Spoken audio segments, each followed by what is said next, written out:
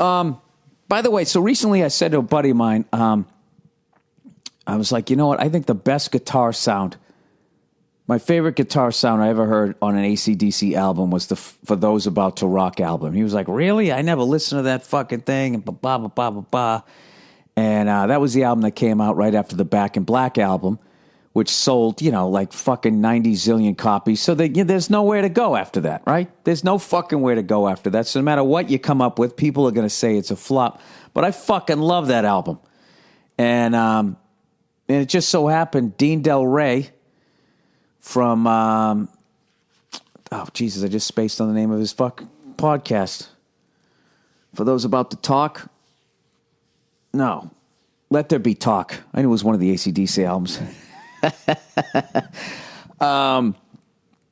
He sent me this great article on the making of the Back in Black album, and it was so crazy to me because I was old enough when that came out.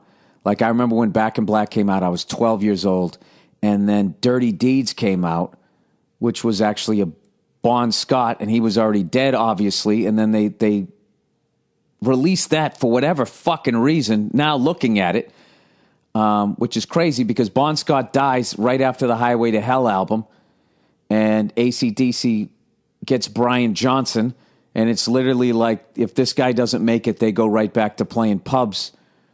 Who knows what the fuck happens? The band's over. And they end up having one of the, this basically Back in Black album sold more copies than anything, probably other than like Michael Jackson Thriller or Pink Floyd, The Wall. Not The Wall, The Dark Side of the Moon, whatever. Jesus, Bill, get to the point here.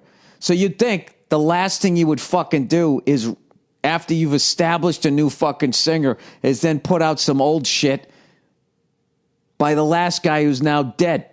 So the fucking new guy has to reestablish himself all over again. I never really even thought about that because I just loved everything that they did. And I remember being confused of why Back in Black, the guy on Back in Black sounded so different on Dirty Deeds. Because there was no fucking information back then. There was no internet. Shit just came out. And you're like, oh, another AC/DC album. Then you'd put it on. You had no fucking idea. Especially at 12. I didn't know what the fuck was going on. And then For Those About the Rock came out after that. So there's this great article talking about all of that and how that was Atlantic Records. They thought AC/DC was a flash in the pan. And they thought the Back in Black album, I don't know how the fuck you make an album as great as that. You don't think that they have anything else left in the tank. So they were like going, well, let's strike while the iron's hot. And they fucking put out Dirty Deeds, and the band didn't want them to. It had been released, I believe, in Australia and then also in England under a different fucking name. I forget. I used to know all this shit when I was super fucking AC/DC nerd. And also I hadn't talked on a cell phone for 20 years, so I had a memory. But then For Those About to Rock came out. I remember this fucking kid in gym class going like, you hear the new AC/DC album, Those About to Rock? I was like, I haven't heard it yet. He goes, yeah, it fucking sucks.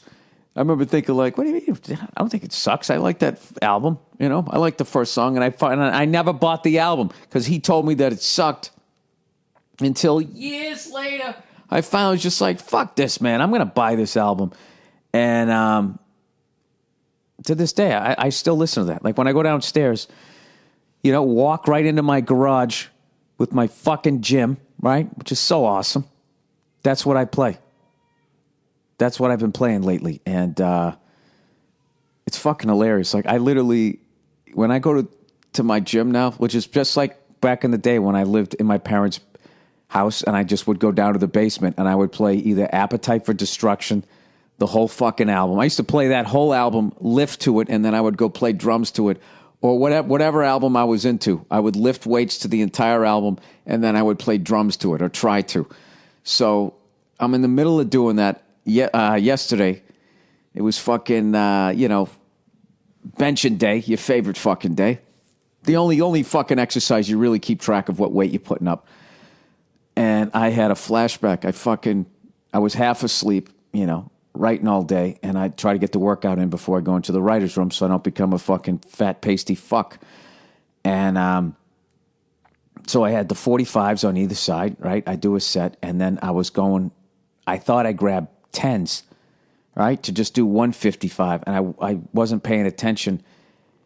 And and I picked it up off the bar. I was like, wow, this feels really fucking heavy. And I just brought it down to my chest, and I was like, and I couldn't lift it back. I grabbed 25, so I went up to 185, which, you know, I mean, when you get, that's a lot of weight for me. I mean, that's more than what I weigh. So, so I'm sitting there.